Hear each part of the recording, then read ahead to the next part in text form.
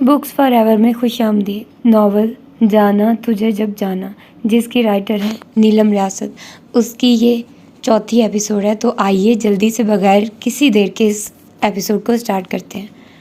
فارس لوگ کالج اور یونیورسٹی سے واپس آنے کے بعد کپڑے بدل کر اپنے روزمرہ کے ٹاسک دیکھ رہے تھے۔ عباس جگن کی غیر موجودگی کو محسوس کر کے ابو سے سوال پر سوال کر رہا تھا۔ کیا وہ واپس چلی گئی ہیں؟ اوہ نہیں یار، اس کا فون آیا تھا، تمہارے اسکول سے نکل کر شاپنگ کرنے چلی گئی ہے، آ جائے گی۔ شاپنگ کس لیے؟ یہ اتنے بڑے بڑے بیگ لے کر آئی ہیں، پھر بھی شاپنگ کی ضرورت پڑ گئی؟ یہ تو ہماری نالائکی ہے نا، جو اس کو پوچھا ہی نہیں۔ کیا کسی چیز کی ضرورت تو نہیں؟ اب کیا وہ خود سے بھی لینے نہ جائے؟ اللہ کرے جو آپ کہہ رہے ہیں وہ سچ ہو، کیونکہ مجھے وہ بڑی اچھی لگتی ہیں۔ اسکول میں میری ہیڈ یہ جان کر بڑا امپریس ہوئی ہیں کہ میری آپی ایک فیشن جرنلسٹ ہیں۔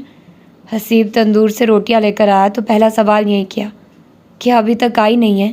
اسرار احمد اپنے بیٹے کو بس دیکھ کر رہ گئے۔ جگن کو آج یہاں آئے تیسرا دن ہی ہوا تھا اور گھر کے فرد ابھی سے اس کی وقتی غیر موجودگی کو اس قدر محسوس کر رہے تھے۔ دل ہی دل میں انہوں نے دعا کی، اللہ آگے جا کر ان کے لیے اچھا ہی کرے۔ فارس نے سالن دم پہ رکھ کر سارے ضروری برتن سیٹ کیے۔ اس دوران وہ بار بار اپنا پسینہ کندھے پہ رکھ کے چھوٹے سائز کے تولیے سے صاف کرتا تھا۔ حالانکہ کچن میں چھوٹا سا پنکھا چل رہا تھا، کھڑکیاں کھلی ہوئی تھی، پر گرمی پھر بھی اپنی جگہ موجود تھی۔ حسیم نے روٹیاں ہاٹ پاٹ میں رکھی، فریج سے دہی نکال کر رائتا بنانے لگا۔ فارس کچن سے نکل کر ابھی آیا کہہ کر گھر سے نکل آیا۔ ابھی 2-4 قدم ہی آگے گیا ہوگا جب پیچھے سے عباس بھاگتا ہوا آیا۔ دونوں بھائی کچھ بھی کہے بغیر ایک ساتھ گلی کے اینڈ تک آئے۔ بازار کی رونق اپنے عروج پہ تھی، لوگ آ جا رہے تھے۔ فارس کی نظریں بازار کے داخلی حصے کی جانب لگی تھی، جدھر سے آنے والے آیا کرتے تھے۔ نذیر دکان والے نے جب فارس کو مسلسل 5 منٹ تک ادھر ہی کھڑے پایا تو حیران ہوا، کیونکہ اسرار احمد کے بیٹوں کی ایک خوبی یہ تھی کہ کسی نہ کبھی ان کو گلی بازار میں یوں ہی آوارہ گردی کرتے نہیں پایا تھا۔ اپنے کام سے آتے جاتے نظر آتے۔ آخر کار اس کو حارث کی گاڑی آتی ہوئی دکھائی دی۔ اگلی سیٹ پر بیٹھے پپو کی مسکراہٹ کانوں تک پھیلی ہوئی تھی۔ فارس نے بڑی مشکل سے اپنا کہکہ دبایا، البتہ سر نیچا کر کے مسکرایا ضرور۔ گاڑی این گلی کے سامنے رکی۔ فارس نے جگن کے لیے دروازہ کھولا۔ وہ شادابی سے مسکراتے ہوئے بولی، السلام علیکم۔ وعلیکم السلام، سامان میں لے آتا ہوں، آپ گھر جائیے۔ دھیمے سے مسکراتے ہوئے اس نے جواب دینے کے ساتھ اگلا لاہ عمل بھی سنا دیا۔ جگن ویسے بھی کافی تھک گئی تھی، فوراً نکل کر آگے بڑھنے لگی تھی جب عباس سامنے آیا۔ آئندہ جب میں اسکول سے آؤں تو آپ گھر پہ نظر آئیں۔ جگن کا دل پگھل گیا، جھک کر عباس کے ماتھے کا بڑا سا بوسہ لیا، اس کا ہاتھ اپنے ہاتھ میں لے کر گھر کی طرف جاتے ہوئے بولی، جو حکم میرے آقا۔ عباس ہنستے ہوئے نرگس کو چھیڑتا بولا، نگی باجی، آج تو لگتا ہے آپ نے میری بھابھی کے ساتھ مل کر خوب سیریں کی ہیں۔ ہائے باشی، آج بڑا مزہ آیا ہے، تمہاری بھابھی تو شاپنگ جینیس ہے۔ اس کی سزا یہ ہونی ہے، آج کے بعد جب بھی میں شاپنگ کے لیے جاؤں گی اس کو ہی ساتھ لے کر جانا ہے۔ نرگس شام میں چکر لگانے کا کہہ کر اپنے گھر چلی گئی۔ عباس اور جگن اپنے گھر آ گئے۔ حسیب اور اسرار احمد باہر ہال میں ہی بیٹھے تھے۔ جگن نے مشترکہ سلام کیا، دیر ہونے کی معذرت کی۔ کوئی بات نہیں، جلدی سے منہ دھو آؤ، کھانا تیار ہے۔ اسرار احمد کے کہنے پر وہ سر ہلاتی اپنے کمرے میں آ گئی۔ ہینڈ بیگ الماری میں رکھا، واش روم جا کر منہ دھویا اور تولیے سے صاف کرتی باہر آ گئی۔ فارس اور پپو نے سارے بیگ لا کر فی الحال ابو کے کمرے میں رکھ دیے۔ کھانے کا وقت تھا، اس لیے پہلے ڈرائیور کو ڈرائنگ روم میں بٹھا کر کھانا دیا۔ جگن کچن میں آئی تو فارس کو چولہے کے آگے کھڑا پایا۔ اتنی گرمی میں کیوں کھڑے ہو؟ وہ چونک کر مڑا۔ کچھ نہیں، بس ڈرائیور کے لیے چائے بنا رہا ہوں۔ تم سارے بھائی اتنے سگڑ کیوں ہو؟ مجھے تو اب رشک آ رہا ہے، میں لڑکی ہو کر وہ سارے کام نہیں کر سکتی جو تم لوگ لڑکے ہو کر کر لیتے ہو۔ انکل بتا رہے ہیں یونی سے آ کر تم نے سالن بنایا ہے۔ لوگوں کی یا تو ماں ہوتی ہے یا بہنیں ہوتی ہیں جن سے گھر کے سارے کام کروا لیتے ہیں۔ ہم جیسے جن کی نہ ماں رہی اور نہ ہی کوئی بہن ہو، ان کو اپنی مدد آپ کرنی پڑتی ہے۔ ہاں، کل کو شادی کر لوں گا تو میں نے پانی کا گلاس بھی اٹھ کر نہیں پینا۔ یعنی ساری کسر بیوی سے خدمت کروا کر پوری کرنے کا ارادہ ہے؟ ایسا ویسا؟ تم ہٹو، میں چائے بنا کر اندر بھیج دیتی ہوں۔ ارے نہیں، آپ ابھی اتنی گرمی سے لوٹی ہیں، اندر چلیں۔ حسیم نے کھانا لگا دیا، کھانا کھاتے ہیں۔ چائے بن چکی ہے، میں بس اندر دے کر آیا۔ जुगन इस बात में सर हिलाती अंदर आ गई। एसी वाले कमरे में हसीब ने खाना नीचे दस्तरखान पे लगाया था। इसरार अहमद अपनी चेयर पे ही मौजूद थे, जो कि इलेक्ट्रिक थी। अंदर बाहर आने जाने के लिए किसी को भी उनको धक्का देना नहीं पड़ता था, खुद ही बड़ी सहूलत से अपनी मदद आप कर लेते। जब तक जुगन ने सबकी प्लेटों में सालन निकाला, हसीब भी शामिल हो गया। अभी वो लोग खाना खाकर फारिग ही हुए होंगे जब बाहर का दरवाज़ा बजा। हसीब बाहर आया। फर्नीचर शोरूम वालों के आदमी बुक शेल्फ की डिलीवरी लेकर आए थे। हसीब उन लोगों को इंतज़ार करने का कहकर अंदर आया। जुगन आप ही बाहर बुक शेल्फ वाले आए हैं, किधर रखवानी है? आपके कमरे में। फारिस और अब्बास ने अपने वालिद का चेहरा देखा, मगर इसरार अहमद नरमी से जुगन की जानिब भी देख रहे थे। बोले कुछ नहीं। मेरा नहीं ख्याल बेडरूम में सूट करेगी, या तो इस कमरे में लगवा लेते हैं या ड्राइंग रूम में, आगे जैसे आप लोग कहें। वो मशवरे के लिए सबकी शक्लें देख रही थी। फिर बाहर मशवरे से उसी कमरे में लगवाने का फ़ैसला हुआ, क्योंकि जो आदमी डिलीवरी लेकर आए थे उन्होंने ही सेट करके जाना था। फारिस के कहने पर वो अपने कमरे में आ गई। अब्बास भी साथ ही था। बाहर आदमी अपने काम में लग गए। दीवार में ड्रिलिंग की आवाज़ें सारे घर में गूंज रही थी। फारिस और हसीब उधर ही मौजूद थे। इसरार अहमद वज़ू करके अपने कमरे में चले गए। उन्होंने असर पढ़ी, फिर कुरान खोलकर बैठ गए। पूरे 2 घंटे लगे शेल्फ को फिक्स करने में। फारिस ने उन आदमियों को खाने का पूछा, जिस पर उन्होंने इनकार किया। फिर उसने चाय के साथ केक वगैरह दे दिया, जिसके बाद वो लोग चले गए। फारिस ने उजरत देनी चाहिए तो बताया गया कि वो पहले ही दी जा चुकी है। आदमियों के जाने की आवाज़ सुनकर वो कमरे से निकल आए और इश्तियाक से कमरे की कोने वाली दीवार को देखा, जहाँ डार्क ब्राउन रंग में दीवार गिर किताबों का स्टैंड तैयार था। जुगन को बड़ी खुशी हुई। जल्दी से वापस अपने बेडरूम में आई, जो इतनी देर से अंदर बैठकर किताबों की किस्में अलग अलग की थी, उनको लाकर तरतीब से लगाना शुरू किया। हसीब कब का किताबें लेकर ऊपर चला गया हुआ था। अब्बास अंदर बेड पे लेटे लेटे सो गया था। इसरार अहमद भी बाहर निकल आए। अगले 2 घंटे में फारिस और जुगन ने लग के सारी किताबें सेट की। नावल्स एक तरफ रखे, सफ़रनामा नामे एक जानिब रखे, इंग्लिश किताबें अलहदा रखी। मुख्तलिफ़ किस्म की किताबों की तरकीबों वाला सारा मवाद निचले खानों में रखा। कुरान और हदीस वाली सारी मोटी मोटी जिल्दें सबसे ऊपर रखी, जहाँ उसका तो हाथ नहीं पहुँचा। फारिस ने भी कुर्सी पर खड़े होकर वो किताबें उनके ठिकाने पर रखी। एक एक किताब को साफ़ किया, फिर बड़े प्यार से उसकी जगह पर रखा। फारिस, हम लोग इतनी मेहनत कर रहे हैं, क्या होगा अगर जिनकी ये किताबें हैं उनको हमारा ये अमल पसंद ना आया तो क्या है, हम अबू से उनको डांट पड़वा देंगे, खुद ही ठंडे हो जाएंगे। अब वो दोनों मिलकर कमरे की सफाई कर रहे थे, जहाँ कारपेट का काफ़ी असर हो गया हुआ था। ज़्यादा से ज़्यादा क्या रद्द अमल दिखा सकते हैं? उसके सवाल पर फारिस हंसते हुए बोला, ज़्यादा से ज़्यादा ये करेंगे, अपनी किताबें वापस अपने कमरे में ईंटों पर रख देंगे। आप क्यों टेंशन ले रही हैं? कह देंगे अब्बू ने ख़रीदा है। ये भी ठीक है, मेरा गिफ्ट तो वो शायद ही कबूल करें, पर अंकल को कुछ नहीं कहेंगे। इसरार अहमद बज़ाहिर टेलीविज़न देख रहे थे, मगर उनके कान उधर भी लगे हुए थे। तुम दोनों बहन भाई अपने बाप को क्या कोई जंगजू समझते हो, जिसके सामने ताशफीन बड़ा अच्छा बच्चा बनकर बात करेगा? अब्बू, आप जंगजू ना सही, पर अब्बा तो है ना, और भाई आपसे डरता है। इसरार अहमद की हंसी निकल गई। वो सिर्फ अपनी माँ से डरता था, बाप को तो दोस्त समझकर टाल जाता है। अच्छा अंकल, अब ऐसा बोलकर आप वक्त से पहले तो मुझे ना डराइए। फारिस, तुम ये गन बैग में डालो, मैं डिनर बनाती हूँ। खाकर जल्दी जल्दी सो जाते हैं, उनके आने पर कोई जागता हुआ मिला तो सवाल जवाब करेंगे ना। जब सबको सोते पाएंगे, ज़ाहिरी बात है सुबह होने का इंतज़ार करेंगे, और सुबह किसने देखी है? इसरार अहमद और फारिस हंसते चले गए, मगर वो हंस भी ना सकी, क्योंकि दिल ही दिल में वो वाकई डर रही थी। फारिस और इसरार अहमद के लाख मना करने के बावजूद उसने दोपहर के सालन के साथ मटर पुलाव बनाया। ये अलग बात कि सारी तरकीब उन दोनों से ही पूछी। फारिस ने कमरे की सफाई मुकम्मल करने के बाद अब्बास को उठाया, जो देखने में ही थका हुआ सा मालूम हो रहा था। अंदर बेड से उठकर बाहर आकर सोफे पर लेट गया। फारिस अपनी किताबें लेकर ऊपर चला गया और जाते ही सीढ़ियों से नीचे मुँह करके ऊँची आवाज़ में जुगन को मुखातिब किया, डियर हमशीरा, गर्मी से निकल आओ, ऊपर आकर देखो क्या मज़े की हवा चल रही है।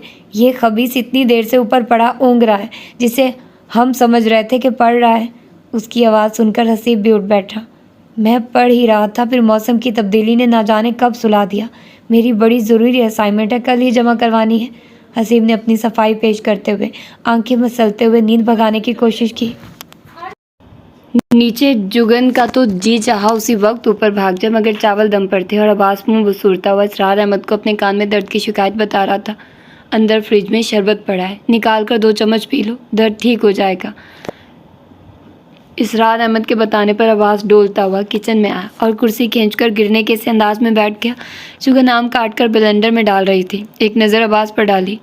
गोबलू, तुम ठीक नहीं लग रहे हो। हाँ, मेरे कान में दर्द है, प्लीज़ फ्रिज में से शरबत निकाल दे। शुगन ने छुरी हाथ से रखी, सिंक पे हाथ धोए और शरबत निकाल कर 2 चम्मच भरकर अब्बास को दिए। जो बैग ज़बा के कमरे में पड़े हैं उनमें क्या है? शुगन ने अपने माथे पे हाथ मारा। अरे देखो तो ज़रा, उनके बारे में मुझे बिल्कुल भी याद नहीं है। अच्छा हुआ तुमने याद करवा दिया। ठहर जाओ, मैं ये शेक बना लूँ, फिर दिखाती हूँ। साथ ही सारा कटा हुआ आम, चीनी, दूध और ढेर सारी बर्फ़ डालकर ब्लेंडर ऑन किया। 3-4 झटके लगवाए, एक गिलास भरकर इसरार अहमद को उनके कमरे में देकर आई, जहाँ वो इशा पढ़ रहे थे। उनके करीब पड़े मेज़ पर गिलास रखा है। किचन में आकर चूल्हा बंद किया। 4 गिलास ट्रे में रखने के बाद शेक के भरे ट्रे हाथों में उठाया और अब्बास को अपने साथ आने का बोलकर सीढ़ियों की जानिब चल पड़ी। अंकल, हम लोग ऊपर जा रहे हैं। जानती भी थी कि वो नमाज़ पढ़ रहे हैं, फिर भी उसके बताने पर सजदे में जाते इसरार अहमद के चेहरे पर मुस्कुराहट उभरी। ऊपर आई तो ऐसा लगा न जाने किस हफ्ज़दा गार से निकलकर दुनिया में कदम रखा हो। पहली बात मुँह से निकली, इधर इतनी सुहानी हवा चल रही है, तभी नीचे हबस में इजाफा हुआ है। जब नज़र लड़कों के लैंप सिस्टम पर पड़ी तो हैरानगी से मुस्कुराती हुई उनकी तरफ आई। पुरानी सी नज़र आती लोहे की मेज़ दरमियान में रखी थी, जिसके ऊपर चारों कोनों के साथ बंधे डंडों के ऊपर जाकर 60-60 वॉट के 4 बल्ब जल रहे थे। मेज़ की ऊंचाई इतनी ज़्यादा नहीं थी। इर्द गिर्द फर्श पर मूड़े रखे थे, जिनमें से 2 पर हसीब और फारिस बैठे अपनी अपनी फाइल्स में धड़ाधड़ कुछ लिखने में मसरूफ़ थे। जुगन ने ट्रे मेज़ पर पड़ी कॉपियों को बचाकर एक साइड पर रखा और खुद एक मूढ़ा खींचकर बैठ गई। अब्बास वहाँ मौजूद वाहिद चारपाई पर लेट गया।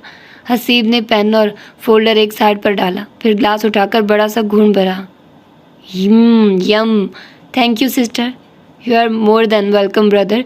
क्या तुम नीचे से अब्बा के कमरे में रखे बैग यहाँ ऊपर ला सकते हो? फारिस भी चौंका, मगर अपने काम में मसरूफ़ रहा। बस एक हाथ में ग्लास लेकर 2-3 घूंट भर लिए, जबकि हसीब अपना ग्लास वापस ट्रे में रखकर नीचे चला गया। वो अपना ग्लास लेकर अब्बास के करीब आई, जो खामोशी से लेटा हुआ था। उसके सर की जानिब खड़े होकर बालों में हाथ फेरा। अब्बास, मुझे अपने हमसायों की छतों का तारुफ तो करवाओ। फारिस को हंसी आई, बोला, मोटे उठ जाओ, तुमने अभी तक अपना होमवर्क भी नहीं किया।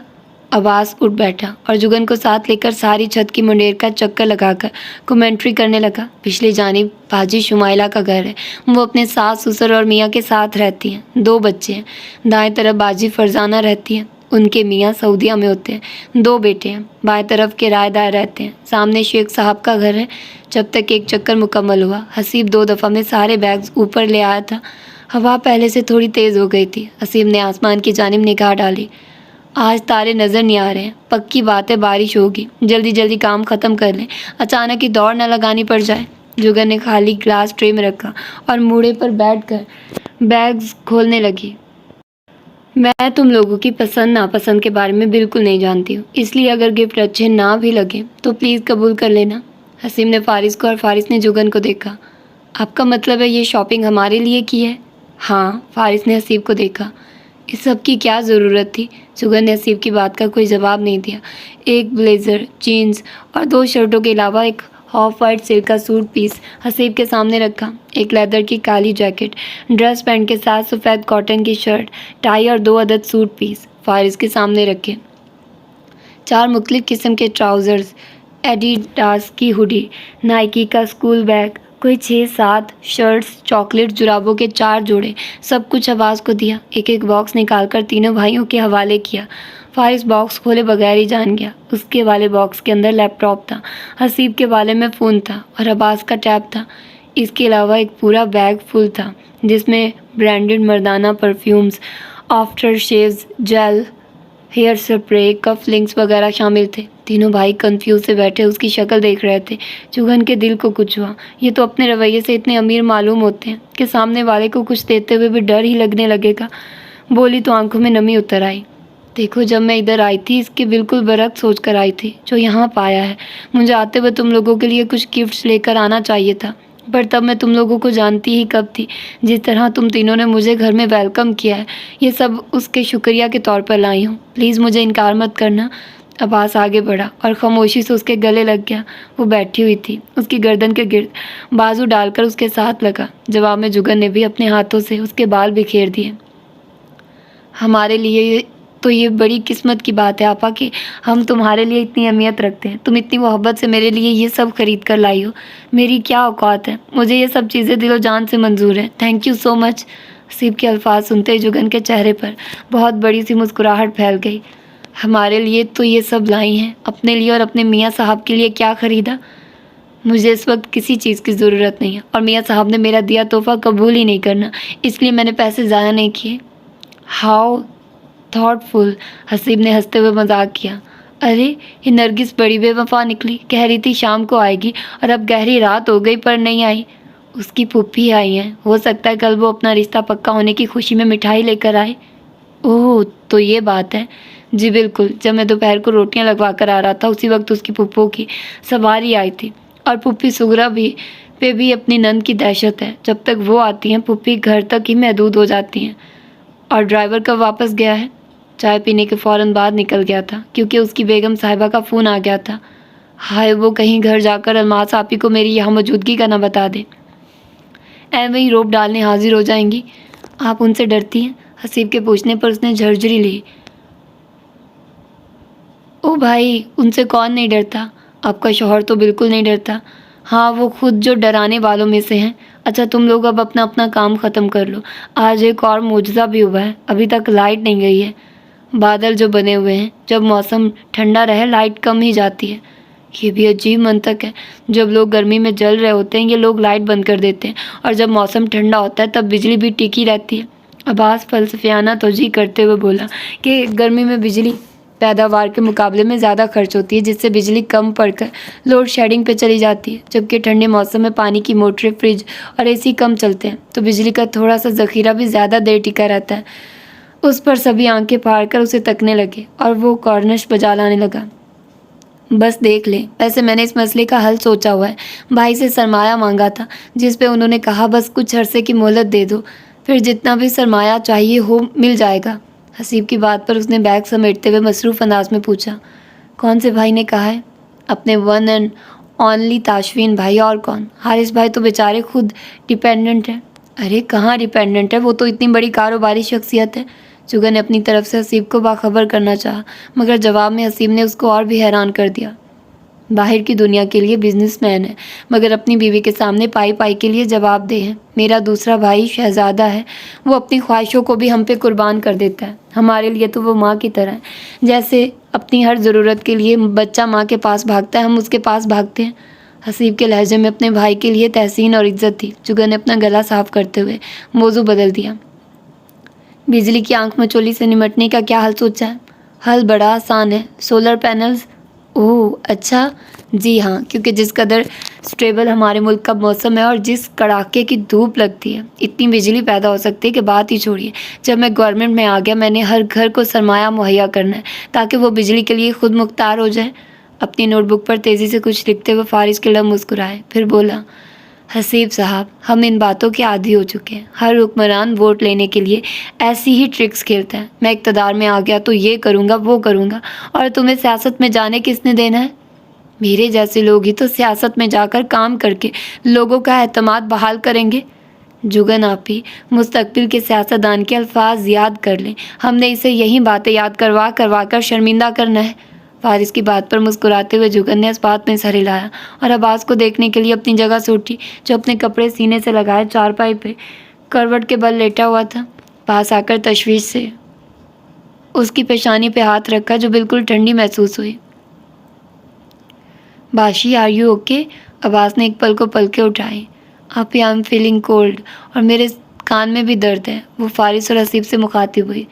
تم دونوں اپنا کام درمیان میں چھوڑو، تاکہ ابھی اس کی بات پوری بھی نہ ہوئی تھی کہ بارش کی بوندیں شروع ہوئی، 1 2 3، اور پھر پانی کے لاتعداد قطرے آسمان سے لڑیوں کی صورت ٹوٹ کر گرنے لگے۔ فارس اور حسیب نے 2 منٹ کے اندر اندر سارا سامان اٹھا کر اندر کمرے میں پھینکا۔ جگن نے باقی بچا بیگ اٹھایا اور عباس کا ہاتھ تھام کر نیچے لے آئی۔ اچانک شروع ہونے والی بارش اگلے گھنٹے تک بڑی تیزی کے ساتھ جاری و ساری رہی۔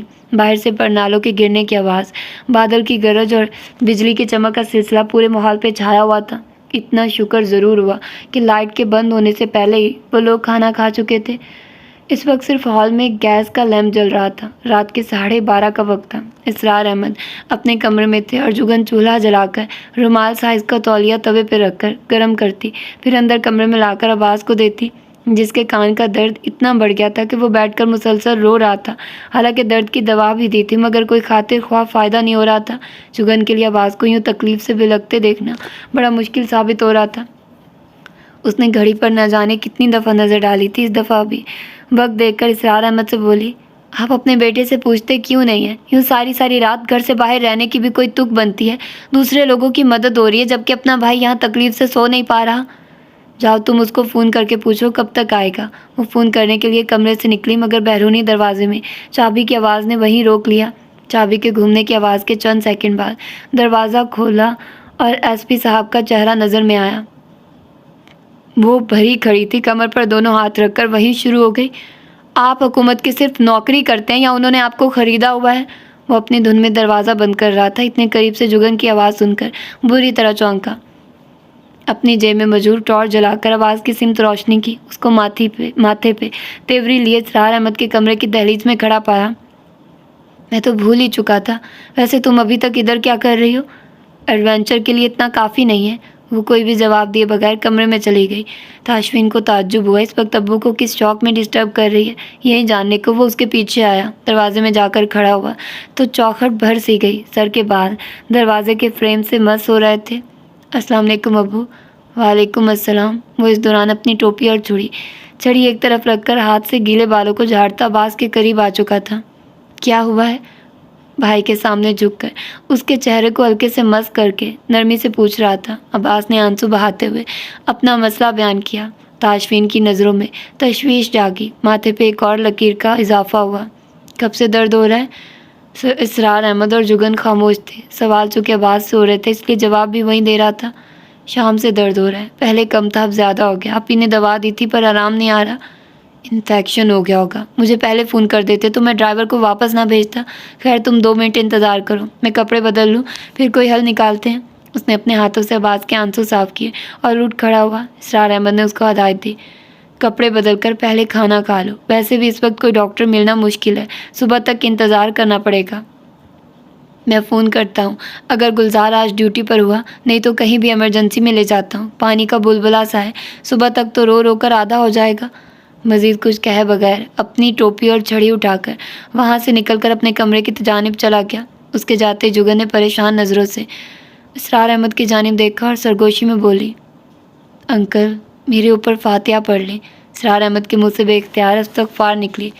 سچی کہہ رہی ہوں، وہ اپنے کمرے میں گیا، وہاں سے کتابوں کو غائب دیکھ کر میری ہی شامت آئے گی، مگر اس کا اندازہ غلط نکلا۔ 5 منٹ بعد وہ نیوی شرٹ اور خاکی ٹراؤزرز میں واپس آیا، ہاتھ میں گاڑی کی چابی تھامی ہوئی تھی۔ فارس لوگ اپنے کمرے میں کیوں نہیں ہیں؟ سوال اس نے اپنے والد سے کیا تھا، جواب بیوی نے دیا، وہ موسم ٹھنڈا تھا اس لیے دونوں آج چھت پر سو گئے ہیں۔ وہ نظر انداز کرتے ہوئے بولا، ابو میں اس کو ہسپتال لے جاتا ہوں، آپ بے فکر ہو کر سو جائیے۔ اسرار احمد نے اینک کے اوپر سے بیٹے کو نیم تاریکی میں غور سے دیکھا، بے اختیار اس پر پیار آیا۔ پچھلے کئی سالوں سے وہ اپنی ذات کو فراموش کر کے دوسروں کے لیے جیتا آ رہا تھا، ان کے دل سے اس کے لیے ہمیشہ دعا ہی نکلتی تھی۔ اپاہج ہونے کے باوجود ان کے بیٹے نے کبھی ان کو اپاہج محسوس نہیں ہونے دیا تھا۔ ان کے لیے خاص ریموٹ کنٹرولڈ وہیل چیئر باہر سے منگوائی تھی جس کی چوڑائی ان کے عام دروازوں سے زیادہ تھی۔ تاشفین نے سب کمروں کے دروازے چوڑے کروا لیے تاکہ وہ بغیر سہارے کے ہر جگہ آ جا سکے۔ عباس بستر سے اٹھ کر تاشفین کے ہمراہ بیرونی دروازے کی جانب بڑھا تو جگن بھی اس کے ساتھ تھی۔ میں بھی آپ کے ساتھ جاؤں گی۔ جگن میں اس وقت بحث کے موڈ میں بالکل نہیں ہوں، پہلی اور آخری دفعہ کہوں گا، پلیز بیک آف۔ دیکھیے آپ مجھ پہ روپ ڈال کر حق کی آواز بند نہیں کروا سکتے۔ شام سے عباس کے پاس میں ہوں، آپ نہیں تھے، اس لیے اصولی طور پر میں اس کے ساتھ ہی جاؤں گی۔ وہ ڈٹ کر اس کے سامنے کھڑی تو ہو گئی مگر اس کی جانب دیکھنے کی بجائے دیکھ عباس کو رہی تھی۔ آدھی رات کو میں تمہیں ساتھ لے کر گھر سے نہیں نکلوں گا، میں آپ کے ساتھ نہیں عباس کے ساتھ جا رہی ہوں۔ بھائی آنے دینا آپ ہی کو، تم تو چپ ہی رہو، وہ عباس کو گھور کر بولا اور قدم آگے بڑھا دیے۔ جگن بھی ساتھ ہی چل پڑی۔ عباس اور جگن دروازے سے نکلے تو تاشفین نے ماتھے پہ تیوری لیے دروازہ لاک کیا اور لمبے لمبے ڈگ بھرتا آگے نکل گیا۔ आसमान से अभी तक अब्र करम बरस रहा था। ऊंची नीची गली, ऊपर से अंधेरा। अब्बास ने जुगन का हाथ थामा हुआ था और जुगन ने अब्बास का पूरा बाजू पकड़ा हुआ था। बज़ाहिर शायद अब्बास उसका सहारा लेकर चल रहा था, मगर हकीकत में जुगन उस पर इन्हिसार कर रही थी कि कहीं मुंह के बल न गिर जाए। गली से निकलते ही एक दफ़ा फिर चौंकी। जो गाड़ी सुबह नरगिस के हमरा जाते हुए भी उसने बाज़ार में साइड पे खड़ी देखी थी, इस वक्त ताशफीन साहब उसी गाड़ी को स्टार्ट करके उन लोगों के मुंतज़िर खड़े थे। जुगन को एकदम उसके सूजे हुए चेहरे पे प्यार आया। इतनी रात को थका हारा घर आया था और एक दफ़ा कहने पर ही छोटे भाई को लेकर डॉक्टर को दिखाने चल निकला था। कहाँ मिलते हैं ऐसे लोग जो अपने रिश्तों को अपनी जान से आगे रखते हैं। दोनों आकर पिछली सीट पर बैठे। ताशफीन ने दरवाजे बंद होने की तस्दीक की और गाड़ी आगे बढ़ा दी। सारा बाजार सुनसान पड़ा हुआ था। बारिश की बूंदें गाड़ी की हेडलाइट्स में चांदनी की मानी चमक रही थी। अब्बास उसको गोद में सर रखकर नीम दराज हो गया। उसने दोनों हाथों के साथ जोर से अपने कान दबाए हुए थे। जुगन नरम हाथों से हल्के हल्के उसका सर दबा रही थी। गाड़ी बाजार से निकलकर रोड पर आए तो स्पीड तेज़ हो गई। सारी सड़क वीरान पड़ी हुई थी। कोई इक्का दुक्का मोटरसाइकिल या गाड़ी नज़र आ जाते। ताशफीन एक प्राइवेट अस्पताल को जा रहा था जहां उसका दोस्त रात की शिफ्ट पर होता था। खुशकिस्मती से जाते ही उनकी बारी आ गई। ताशफीन ने दिल ही दिल में शुक्र अदा किया उसका दोस्त ऑपरेशन में मसरूफ़ था, इसलिए अब्बास को एक जूनियर डॉक्टर ने चेक किया। मगर जो वजह उसने दर्द की बताई वो एकदम परेशान कर देने वाली थी, क्योंकि डॉक्टर ने जब आले से कान का मुआयना किया वहाँ पे एक चूंटी के जितना कोई कीड़ा था जो शायद सोते में अंदर चला गया था।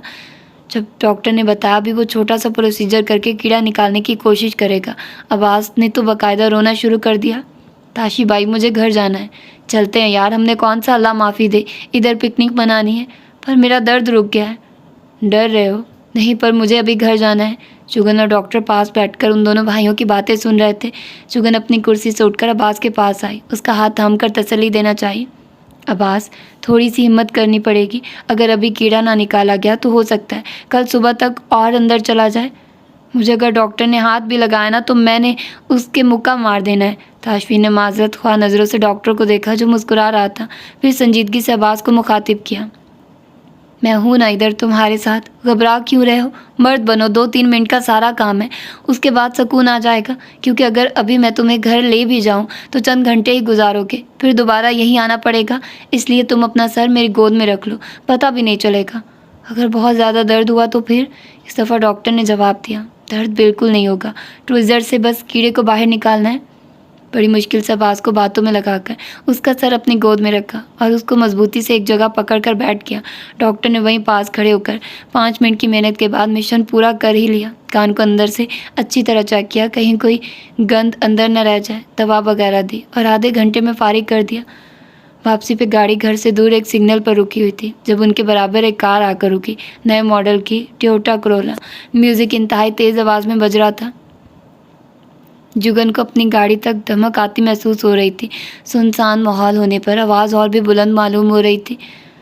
ताशफीन की सारी तवज्जो सामने लाइटों पर थी, मगर दूसरी गाड़ी के खुले शीशों से बुलंद होती सीटियों ने मतवज्जे किया। उसने रुख नहीं फेरा, बस नज़र तिरछी करके देखा, साथ ही इशारा खुल गया। उसने गाड़ी आगे बढ़ा दी, मगर दूसरी गाड़ी जो कि पहले दूसरी जानिब मुड़ने का इंडिकेटर ऑन करके खड़ी थी अब अचानक खिलाफ तवक्को सीधी उनके पीछे ही चली आई। साइड मिरर से एक सरसरी सी नज़र पीछे आती गाड़ी पर डाली। बैक व्यू मिरर से जायज़ा लिया कि कितने लोग गाड़ी के अंदर बैठे हुए हैं और किस उम्र के हैं। अभी वो देख ही रहा था जब वो गाड़ी स्पीड के साथ उनकी गाड़ी के बराबर आई और एक लड़के ने खिड़की से बाहर लटक कर जुगन की खिड़की से कुछ अंदर फेंका था। जुगन की चीख निकल गई। ताशफीन के पाँव का बोझ ब्रेक पर पड़ा। गाड़ी एकदम रुकने की वजह से अब्बास सीट से गिरते गिरते बचा था। जुगन का सर अगली सीट की पूंछ से टकराया। ताशफीन के मुँह से अंग्रेज़ी गाली निकली थी। तेज़ी से पीछे को मुड़कर उसने तशवीश से पूछा, तुम दोनों ठीक हो?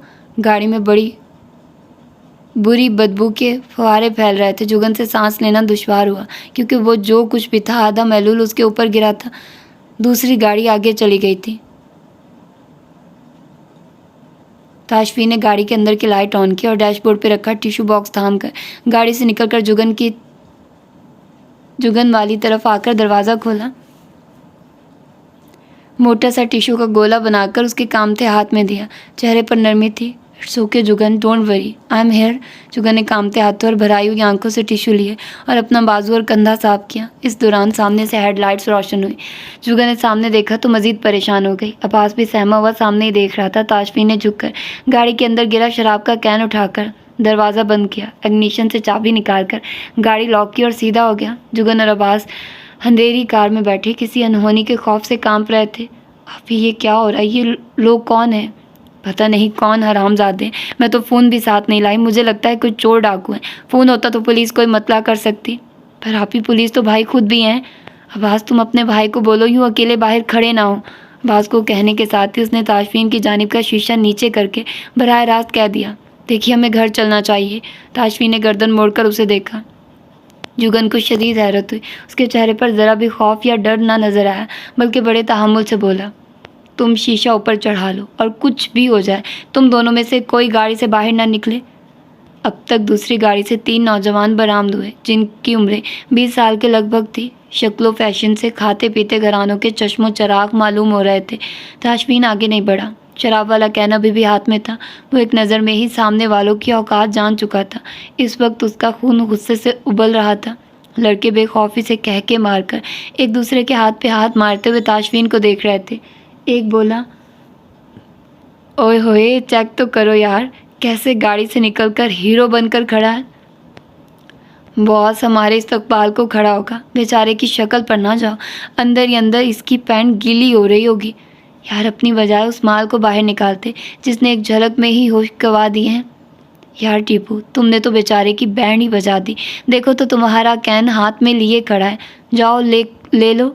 टीपू नामी नमूने ने काला कुर्ता और जीन्स पहन रखी थी। दोनों सूखे बाजुओं पे अनगिनत बैंड वगैरह पहने हुए थे। बकरे जैसा हेयर कट, मुंह में हाथ पिया सिगरेट, कमीनगी से हंसते हुए बोला, बड़ी जिसके ऊपर मैंने ड्रिंक वारी थी, अगर वो भी साथ में मिल जाए तो सो। अभी उसकी बात पूरी नहीं हुई थी जब ताशफीन का निशाना लेकर मारा गया शराब का आधे से भरा कैन टीपू के माथे पे ईंट की तरह लगा। उसकी कराह निकल गई। कुत्ते के बच्चे, आज मैं तुम्हें ऐसा सबक सिखाऊंगा कि तुम अपनी सारी ज़िंदगी अगर किसी लड़की की जानिब आंख उठाकर भी देख गए तो मैं मान लूँगा अपने बाप की औलाद नहीं हूँ। ताशफीन ने ना आओ देखा ना ताओ टीपू नामी लड़के को मुक्के मार मार कर मुर्गी बना दिया। ये सब इतनी जल्दी में हुआ कि दूसरे दोनों बौखलाहट का शिकार हो गए। एक तो भागने के मूड में नजर आया, दूसरा भागता हुआ जाकर अपनी गाड़ी से टीटी पिस्टल निकाल आया। टीपू बीच सड़क के पड़ा खून थूक रहा था। ताशफीन उसके पेट में एक और मुक्का मारने लगा था जब दूसरा लड़का ऊंची आवाज़ में चीखा, मेरे दोस्त को छोड़ दो वरना मैं तुम्हें गोली मार दूंगा। जुगन की ऊपर की सांस ऊपर नीचे की नीचे। ताशफीन का अगला अमल देखकर बेख्तियार गाड़ी का शीशा पीटते हुए चीख उठी, नहीं ताशफीन। ताशफीन ने पिस्टल की नाली अपने माथे पर रखी और सामने वाले को कहा, चला गोली, देखूँ तो मेरे सर में कितने सुराख होते हैं। सामने वाले की गिरफ्त तो शायद ढीली ना हो, मगर हाथ कांप रहे थे। वो शीशे के अंदर से फटी आंखों और डूबते दिल के साथ ये मंजर देख रही थी। लॉक पे हाथ रखा खींचा ही था जब अचानक से सामने का मंजर बदल गया। पता नहीं हुआ क्या था, एक पलक झपकने की देर थी। पिस्टल अब ताशफीन के हाथ में था और दूसरे हाथ से उसने खींचकर एक लपड़ उस लड़के के मुंह पे रखा था। आधे शराब के नशे में धुतते रही कसर सीधे मुंह पे पड़ने वाले मुक्कों और पेट में लगने वाले बाहरी बूटों ने पूरी कर दी। जुगन आवाज़ को जोर से अपने साथ भिंचा हुआ था। बाहर वो अकेला उन तीनों को फुटपाथ पे मुंह के बल लिटाकर उन्हीं की कमीज़ और शर्ट के साथ उनके हाथ बांध चुका था। हालांकि अगर उनको ना भी बांधता तब भी ये हकीकत थी कि वो तीनों बगैर सहारे के उठकर खड़े भी नहीं हो पाते। खासकर टीपू नामी लड़का, उसकी हालत सबसे ज़्यादा ख़राब थी क्योंकि उसके मुंह से मुसलसल खून रस रहा था। ताशफीन उन लोगों को वहीं छोड़कर अपनी गाड़ी का लॉक खोलकर ड्राइविंग सीट पर बैठ गया। इंजन स्टार्ट करके गाड़ी आगे बढ़ा दी। जुगन और अब्बास शल होते असाब के साथ बिल्कुल खामोश बैठे हुए थे। दोनों में से कोई कुछ ना बोला। ताशफीन का एक हाथ मजबूती से स्टीयरिंग व्हील को संभाले हुए था। दूसरे हाथ की मदद से उसने अपना मोबाइल निकाला और नंबर मिलाकर फ़ोन कान से लगाया। दूसरी जानिब से जल्द ही जवाब मौसूल हो गया। अस्सलाम वालेकुम असद साहब, ताशफीन बोल रहा हूँ। वालेकुम अस्सलाम सर, कोई खिदमत? उसने जगह का पता बताते हुए कहा। वहाँ से गाड़ी समेत तीनों लड़के अगले 4-5 मिनट में गायब होने चाहिए। जो हुक्म सर। और हाँ, उनको किसी भी थाने में ले जाने की बजाय अपना ख़ास मेहमान बनाइए। कल मुलाकात होती है तो मैं अगला स्टेप बता दूंगा। जी जनाब, जैसे आप कहिए। मैं आपको काम हो जाने के बाद मैसेज कर दूंगा। बहुत शुक्रिया असद साहब, अल्लाह हाफिज़। शुक्रिया बोलकर शर्मिंदा ना किया करें सर, अल्लाह हाफिज़। फ़ोन बंद होते ही गाड़ी की स्पीड बढ़ गई। जुगन का ज़हन बिल्कुल माऊफ हो चुका था। गाड़ी में से बदबू उसी तरह दिमाग को चढ़ रही थी। वो बज़ाहिर देख पा ही रही थी, मगर कुछ समझ ना आ रहा था किन रास्तों से जा रहे थे। एक तो सारे दिन की थकावट, रात का आखिरी पहर और परेशानी। गाड़ी रुकी तो अब्बास ने उसको मतवज्जे किया। आप ही घर आ गया है? हाँ, वो चौंक कर गहरी सोच से निकली। गाड़ी का इंजन बंद करने के बाद ताशफी ने गर्दन मोड़कर दोनों को देखा। अभी जो कुछ हुआ है उसका जिक्र घर पे नहीं करना। परेशान भी बिल्कुल नहीं होना, ना ही घबराने की ज़रूरत है। ऐसे किरदार मुआशरे में नज़र आ ही जाते हैं जिनकी तरबियत पर किसी ने ज़रा जहमत गवारा नहीं की होती। हर माँ अपने बेटे को अपने सामने बैठाकर ये बात नहीं कहती कि बाहर जा रहे हो, किसी की इज्जत पर गंदी नज़र डाली तो मैं अपने हाथों से तुम्हारी आंखों में गरम सलाखें मार दूंगी। ये लोग धरती का बोझ हैं, गंदे जहन, गंदी सोच वाले हैं, पर अल्लाह का करम है जिसने मुझे इतना ज़ोरे बाजू अता किया हुआ है। मैं अपनी इज़्ज़त की हिफाजत करना भी जानता हूँ और करवाना भी जानता हूँ। तुम दोनों सुन रहे हो ना? घर पे जिक्र नहीं करना है। ठीक है भाई, मैं किसी को नहीं बताऊँगा, मगर मुझे डर लग रहा है। डरने की भला क्या बात है? जवान आदमी हो, दिल बड़ा करो। मुझे अफसोस है कि तुम्हें ये सब देखना पड़ा, पर मेरी नज़र में कोई और राह नहीं थी। चलो निकलो, मैं गाड़ी लॉक करके आ रहा हूँ। किसी रोबोट की तरह वो गाड़ी से निकलकर घर को चल पड़ी। कदम लड़खड़ा रहे थे। अभी वो लोग घर के दरवाजे पे ही पहुंचे थे जब वो भी पीछे से आ गया। आते ही धीमी सरगोशी में जुगन को हुक्म दिया, तुम सीधी अपने कमरे में जाओ और लिबास तब्दील करो। उसने मुड़कर नहीं देखा, नाक की सीध पर अंदर चली गई। जबकि ताशफी ने अब्बू को अब्बास की सारी सूरत हाल बताई, अब्बास को दवा वगैरह दी। उसे उसके बेड में डालकर मुंह चूमने के बाद शब खैर कहता लाइट और दरवाज़ा बंद करके वहाँ से निकल आया। निगाह सीधी अपने कमरे की जलती बत्ती पर गई। कदम भी उसी सिमत उठ गए। दरवाजे के हैंडल को दबाया। दरवाज़ा खुलते वो नज़र आई। कपड़े बदलकर बेड के ऊपर घुटनों में सर दिए बैठी थी। ताशफी ने नासमझी से उसको देखा, फिर एक निगाह वॉल क्लॉक पे डाली। रात के 3 बजने में 5 मिनट बाकी थे। दरवाज़ा लॉक करके वॉशरूम गया। अपने हाथों को पानी के नीचे रखा, जिन पर लगा खून वो पहले ही साफ कर चुका था, मगर इस वक्त उसके सीधे हाथ की पुश्त पे जलन हो रही थी। हाथ पे हल्की हल्की खराशें भी आई हुई थी। बेहतर तो यही था वो हाथ पे बर्फ़ वगैरह की टकोर करता, मगर इस वक्त वो सिर्फ सोना चाहता था। कमरे में आया तो जुगन के अंदाज़े नशीस में तब्दीली आ चुकी थी। बेगम साहिबा अपने स्कार्फ के साथ आंसू साफ कर रही थी। क्या हुआ है? ताशफीन जानता तो था, मगर फिर भी लालमी से पूछा। जुगन को और भी रोना आया।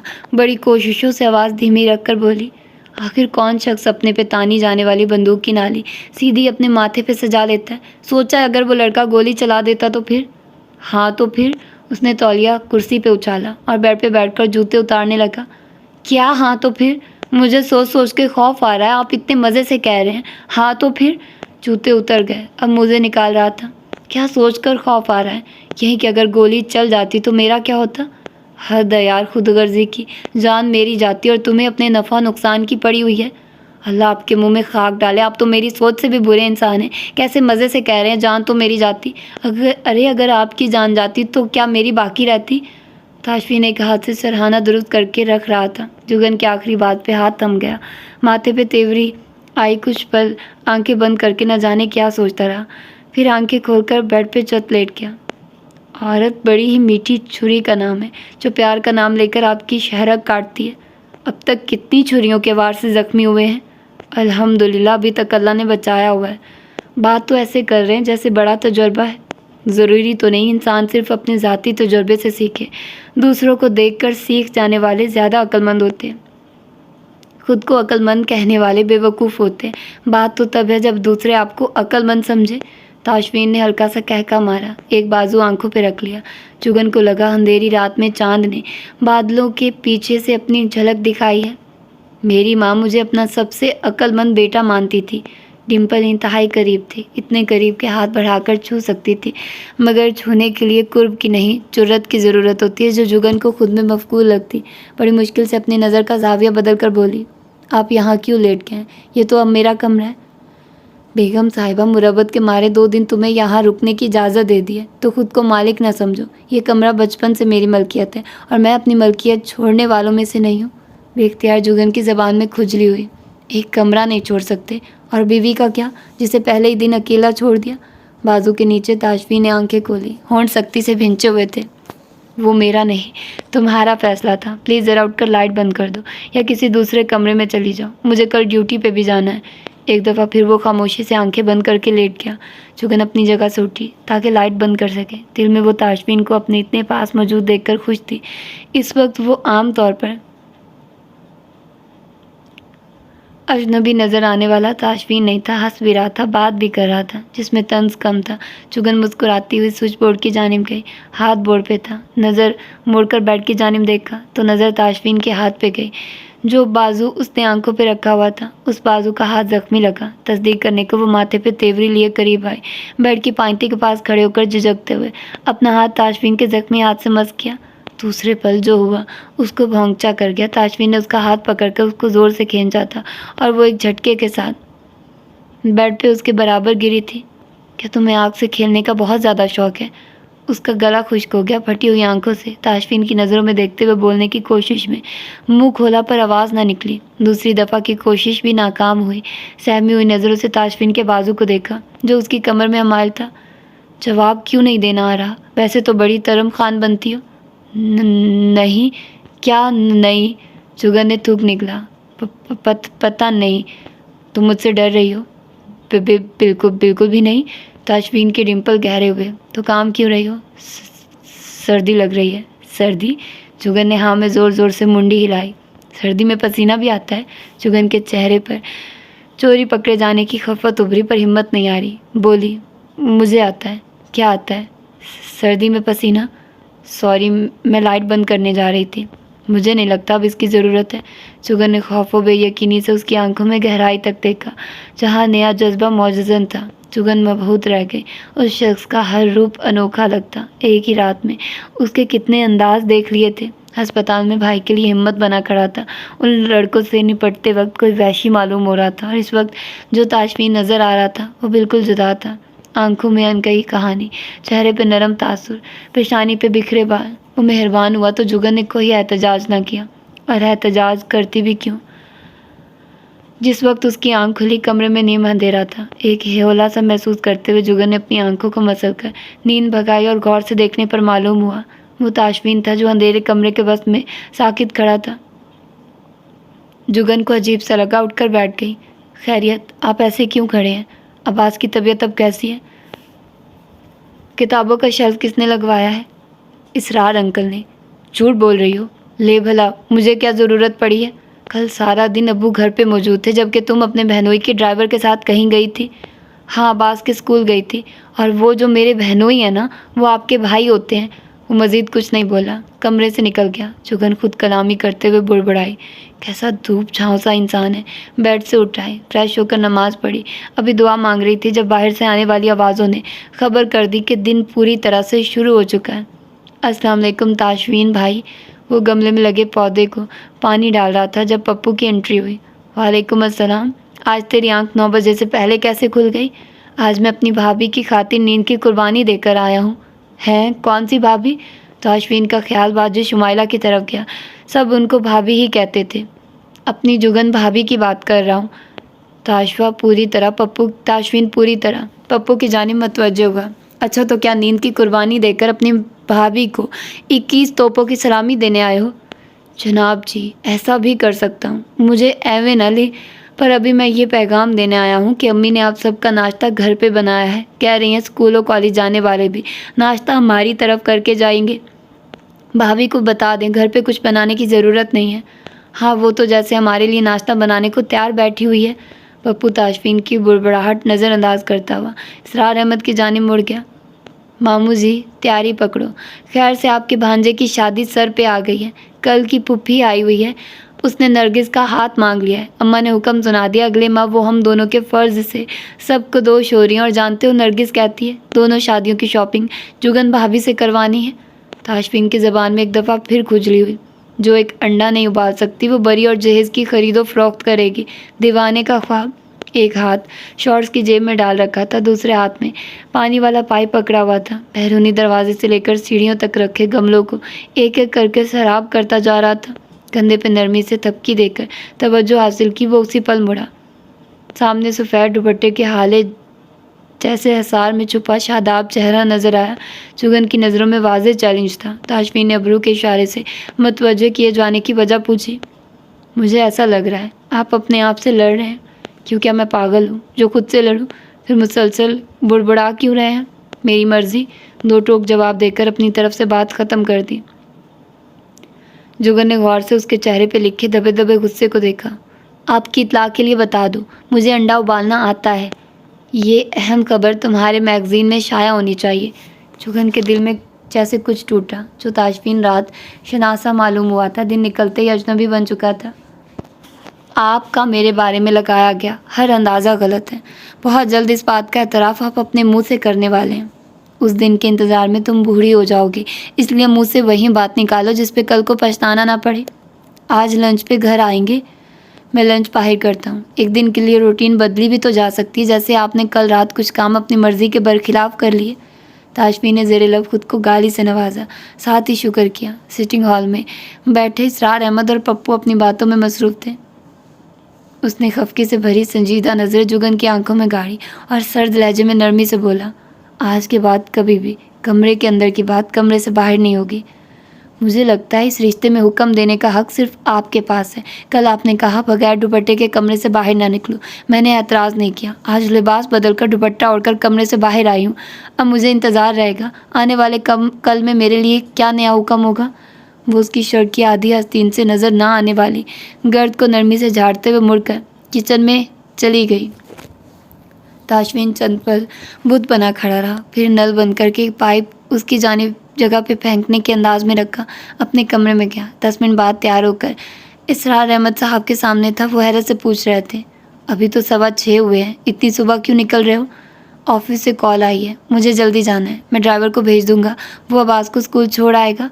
वो हाथों में ट्रे थामे किचन से बरामद हुई थी। पुरअज़म कदमों से चलते हुए आकर ट्रे सोफे के सामने पड़ी, मेज़ पे डाल दी। नाश्ता कर लें। इसरार अहमद के चेहरे पे खुशगवार हैरत फैली। ताशफीन ने ट्रे में रखा गरम नाश्ता देखा, फिर एक नज़र अपने बाप पे डाली, जो नरमी से मुस्कुराते हुए ताशफीन को नज़रों में छेड़ गए। वाह भाई, ताशफीन ने नज़रें घुमाई और बेरुखी से बोला, अब्बा ये नाश्ता आप खाइए, मैं लेट हो रहा हूँ। वो किचन की तरफ जा रही थी, मुड़कर देखे बगैर बोली, अंकल आज ज़िंदगी में पहली दफ़ा किसी के लिए नाश्ता बनाया है। ताशफीन इसरार से कह दें, अगर आज नाश्ता किए बगैर घर से गया तो सारी उम्र पछताएगा। इसरार अहमद ने बरवक्त मुस्कुराहट दबाई, क्योंकि वो सर पे खड़ा मुसलसल घूर रहा था। चलो साहबजादे, नाश्ता करो। आप इससे पूछे तो ये धमकियाँ किसे लगा रही है? तुमने सुना नहीं, मेरी बेटी ने पहली दफ़ा नाश्ता बनाया है। शाबाश, बैठो, नाश्ता करो। किसने कहा था मुझ नातमा पे ये एहसान अजीम करने को? अंकल, कुछ लोग ऐसे ज़िद के पक्के होते कि दुनिया इधर की उधर हो जाए, वो अपनी अना के किले से नहीं निकलते। मगर हम भी देखेंगे कि आखिर इस अना की आखिरी हद क्या है। ये अगर ताशफीन इसरार है तो मैं जुगन ताशफीन हूँ। घर में इसरार अहमद साहब का भरपूर कहका गूंजा, जबकि ताशफीन सोफे पर बैठकर ट्रे अपने सामने करते हुए सोच रहा था। ये दूसरा जुमला है जिसमें उसने मेरे लिए आप जनाब के बजाय ये और उसका अल्फाज इस्तेमाल किया है। उसे सिर्फ एक रात का कुर्ब मिला है और वो इतने में ही कितनी मजबूत नज़र आ रही है। जो कल ताशफीन के घर से जाने का कहने पर आप दीदा हो रही थी, आज ऐसा महसूस हो रहा था वो सालों से इस चार दीवारी में रहती आ रही है। ताशफीन ने जल्दी से अंडे के साथ एक टोस्ट पेट में उतारा, एक गिलास लस्सी पीकर उठ गया। अब्बू सिर्फ इसलिए खा लिया है कि कहीं आपकी दिल आज़ारी ना हो, वरना यकीन मानिए मुझे धमकियों से डर नहीं लगता। पुप्पी को मेरी तरफ से माजरत कह दीजिएगा। अल्लाह हाफिज़। छड़ी बाजू के नीचे दबाई, टोपी सर पे रखी और लंबे लंबे डग भरता बैरूनी दरवाज़ा पार कर गया। अंकल, ये इस कदर मुश्किल पसंद इंसान क्यों है? बेटी, मुझे उम्मीद नहीं थी इतने आराम से बैठकर नाश्ता कर जाएगा। जुगन ने कहका मारा, अगर वो नाश्ता ना करता तो मैंने सचमुच में कुछ उल्टा सीधा कर देना था। माशाल्लाह, आज तो मुंह अंधेरे ही घर में कह के सुनाई दे रहे हैं। फारिस अपनी ख्वाबगाह से निकलते हुए हैरत से सारा मंजर देख रहा था। इसरार अहमद ने देखते ही लताड़ा, फारिस तुम किस कदर सुस्त इंसान हो। कितनी दफ़ा कहा है फजर की नमाज मत छोड़ा करो, फिर भी तुम्हें असर नहीं होता। वो लंगूर भी तो अभी तक सोया मरा है, उसको तो आप कुछ नहीं कहते। हर दफ़ा मेरी ही शामत आती है, क्योंकि वो लंगूर 5 बजे का अलार्म लगाकर सोता है। यही नहीं, 5 बजे पहले अलार्म पे उठकर बैठ जाता है, जबकि तुम्हारे फ़ोन का अलार्म 7 बजे तक मुसलसल बजता है। सारी गली उठ जाती है, बस एक तुम्हारी सेहत पर असर नहीं पड़ता। ताशफीन और शिबी बाजमात नमाज पढ़ कर आए हैं। शुएब दोबारा सो गया है। ताशफीन ऑफिस चला गया है। इतनी जल्दी? क्या कोई इमरजेंसी थी? اللہ جانے. تم چلو وضو کر کے 2 سجدے دو، پھر یونیورسٹی کے لیے تیار ہونا. اور آج ناشتہ تمہاری پھوپھی کی طرف ہے. کیا واقعی؟ وہی، پھر تو مزے ہو گئے. پھوپھی کے پراٹھوں کی بات ہی الگ ہے. وہ خوشی خوشی وضو کرنے چلا گیا. تو یہ تھی اس کی آج کی ایپیسوڈ. یقیناً آپ لوگوں کو پسند آئی ہوگی، اور اس کی دوسری ایپیسوڈ تھوڑی کم ہوگی کیونکہ یہ والا پارٹ کچھ زیادہ ہی ریکارڈ ہو گیا ہے. اور یہ اس لیے ہو گیا ہے کہ آپ لوگ جانتے ہیں کہ میں نے کہا تھا کہ میں اس کو جہاں پر ایک سٹوری ختم ہوتی ہے وہاں پر ہی ختم کروں گی. تو ادھر بھی ایسے ہی سین ہوا ہے. تو پھر ملتے ہیں اس کی اگلی ایپیسوڈ میں. اپنا ڈھیر سارا خیال رکھیے گا. اللہ حافظ.